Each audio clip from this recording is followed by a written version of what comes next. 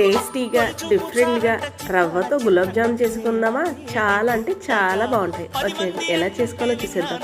కప్పుడు బొంబాయి రవ్వ వేసుకొని 2 స్పూన్లు నెయ్యి వేసుకొని నేతిలో బొంబాయి రవ్వని పచ్చివాసన పోయేదాకా వేయించండి.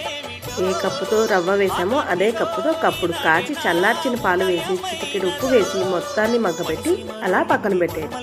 అదే కప్పుతో కప్పుడు పంచదార, కప్పుడు మంచినీళ్ళు పోసి చిటికెడు యాలకుల పొడి, చిటికెడు ఫుడ్ కలర్ వేసి మొత్తం కరిగాక పక్కన పెట్టండి. తీగ పాకం వస్తే చాలు.